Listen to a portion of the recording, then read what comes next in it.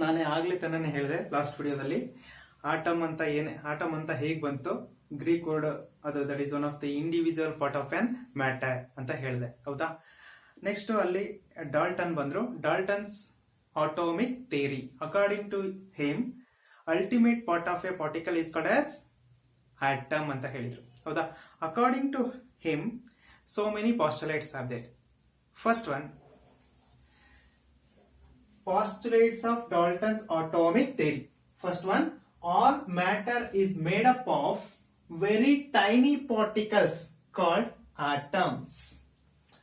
ನೋಡಿ, ಯಾವುದೇ ಒಂದು ಮ್ಯಾಟರ್ ನಿಮ್ ಕಣ್ಣಿಗೆ ಏನೇನ್ ಕಾಣಿಸುತ್ತಲ್ಲ ಆ ಮ್ಯಾಟರ್ ಹೆಂಗ್ ಪ್ರೊಡ್ಯೂಸ್ ಆಗಿದೆ, so many atoms join together to formation of a matter ಅಥವಾ indivisible part of a matter, that is one of the atom.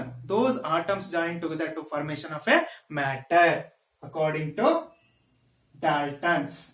Very tiny particles ಯಾವುದು? ಮ್ಯಾಟರ್ ಅಲ್ಲಿ very tiny particles atom.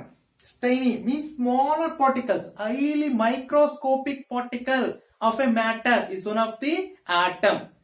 So May atoms ಏನಾಗ್ತಾ ಇದೆ, microscopic particles join ಆಗಿ ಆಗಿ ಆಗಿ ಆಗಿ ಏನಾಗ್ತಾ ಇದಾರೆಪ್ಪ, ಮ್ಯಾಟರ್ ಪ್ರೊಡ್ಯೂಸ್ ಆಯ್ತು. ಆಟಮ್ಸ್ ಎಲ್ಲ ಜಾಯಿನ್ ಆಗ್ತಾ ಇದೆ. ಓಕೆ, ಅದರಲ್ಲಿ ಇರ್ತಕ್ಕಂಥ ಈ ಸ್ಮಾಲರ್ ಮೈಕ್ರೋಸ್ಕೋಪಿಕ್ ಪಾರ್ಟಿಕಲ್ಸ್ ಏನಿದೆಯಲ್ಲ ಅಥವಾ ಟೈನಿ ಪಾರ್ಟಿಕಲ್, ಈ ಟೈನಿ ಪಾರ್ಟಿಕಲ್ ನ ಏನಂತ ಕರಿತಿದೀವಿ, ಆಟಮ್ ಅಂತ ಹೇಳಿದ್ರು. ಓಕೆ, ಸೆಕೆಂಡ್ ಒನ್ ಹೇಳುತ್ತೆ, second postulate, atoms R indivisible particles which cannot be created or destroyed in a chemical reaction. ಅಂದ್ರೆ ಆಟಮ್ಸ್ ಅನ್ನ ಕ್ರಿಯೇಟ್ ಆದ್ರೂ ಮಾಡಕ್ಕಾಗಲ್ಲ, ನೆಕ್ಸ್ಟ್ ಡಿಸ್ಟ್ರಾಯ್ ಆದ್ರೂ ಮಾಡಕ್ಕಾಗಲ್ಲ ಇನ್ ದಿ ಕೆಮಿಕಲ್ ರಿಯಾಕ್ಷನ್. ನೋಡೋಣ ಬನ್ನಿ, ಇಲ್ಲಿ ಯಾವ್ದೋ ಒಂದು ಕೆಮಿಕಲ್ ರಿಯಾಕ್ಷನ್ ನಡೀತಾ ಇದೆ. Atom A present in a particular element, next B. These two are involving in the reaction, chemical reaction ಅಲ್ಲಿ ಇನ್ವಾಲ್ವ್ ಆಗ್ತಾ ಇದೆ. In A, this one of the atom, B is one of the atom. These are involving in the reaction to formation of A bond B, one of the molecule. ಅಥವಾ if substrate A substrate, if B substrate we consider, ಅಥವಾ if A reactant and then B reactant we consider to formation of a compound. ನೋಡಿ, ಒಂದು atom another atom ಜೊತೆ join ಆಗಿ ಇನ್ನೊಂದು different atom ಅನ್ನ produce ಮಾಡಲ್ಲ. Okay, it's not create another atom, it's create molecule. Okay, if this molecule if divides athwa if breakage of bond between the A and B does it produce only A and B but does not produce C, another type of atom will not produce athwa not destroyed.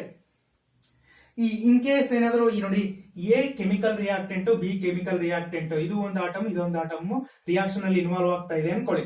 Reaction ಅಲ್ಲಿ involve ಆದಾಗ ಒಂದು compound formation ಆಗುತ್ತೆ. ಈ compound formation ಆದ್ಮೇಲೆ ಇದರಲ್ಲಿ ಯಾವ component ಇರುತ್ತೆ, ಯಾವ್ಯಾವ್ದು ಇನ್ವಾಲ್ವ್ ಆಗಿತ್ತು ರಿಯಾಕ್ಷನ್ ಅಲ್ಲಿ ಇನ್ವಾಲ್ವ್ ಆಗಿದ್ದು A component, next B component, ಅಥವಾ ಎ ಆಟಮ್ ಅಥವಾ ಬಿ ಆಟಮ್ ಇನ್ವಾಲ್ವ್ ಆಗಿದಾವೆ. ಪ್ರಾಡಕ್ಟ್ ಅಲ್ಲೂ ಕೂಡ ಏನೇನಿದಾವೆ, ಎ ಅಂಡ್ ದೆನ್ ಬಿ ನೇ ಇದೆ. ಸಿ ಬಂದ್ಬಿಡುತ್ತಾ, ಬೇರೆ ಡಿಫರೆಂಟ್ ಆಟಮ್ ಬರುತ್ತಾ? ಇಲ್ಲ. ರಿಯಾಕ್ಷನ್ ಅಲ್ಲಿ ಇನ್ವಾಲ್ವ್ ಆದಾಗ same type of atoms join ಆಗಿ ಮಾಲಿಕ್ಯೂಲ್ ಫಾರ್ಮೇಶನ್ ಆಗುತ್ತೆ. ಇನ್ ಕೇಸ್ ನಾನು ಏನಾದ್ರೂ ಈ ಬಾಂಡ್ ಅನ್ನ ಬ್ರೇಕ್ ಮಾಡಿದ್ರೆ same type of atoms produce ಆಗುತ್ತೆ, ಬಟ್ ಡಸ್ ನಾಟ್ ಪ್ರೊಡ್ಯೂಸ್ ಅಥವಾ does not create another type of atom ಅಥವಾ ಡಸ್ ನಾಟ್ ಕೆನಾಟ್ ಕ್ರಿಯೇಟೆಡ್ ಅಥವಾ destroyed.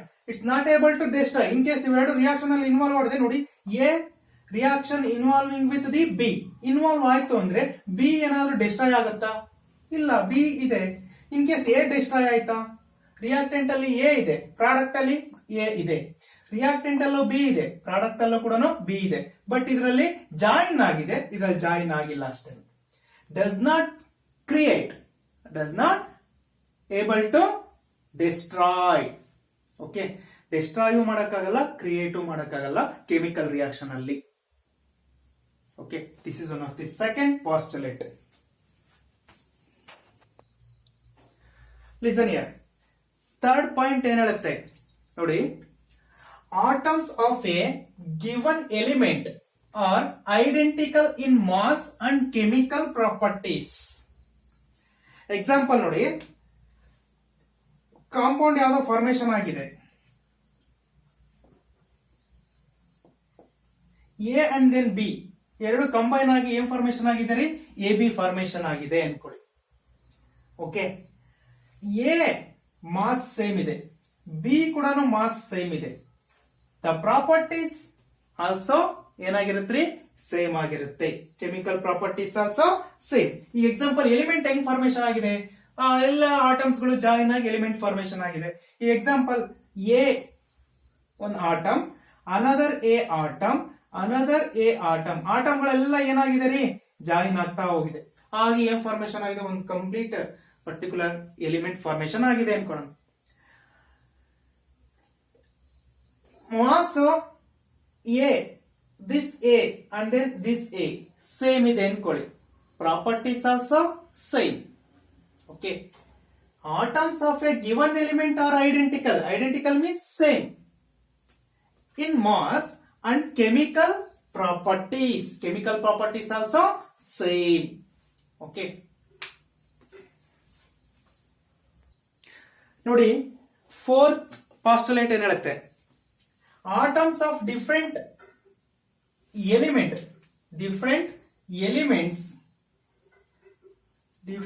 elements have different masses and chemical properties. Different mass ಇತ್ತು ಅಂದ್ರೆ and then different chemical properties ಇರುತ್ತೆ. Different element ಯಾವ್ದಾದ್ರು ತಗೊಂಡ್ರಿ, A one of the element, B another element, atom of the one element, atom of the other element.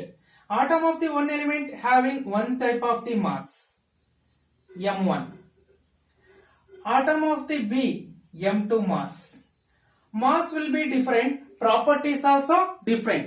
Atom of the different element having different properties and then different masses.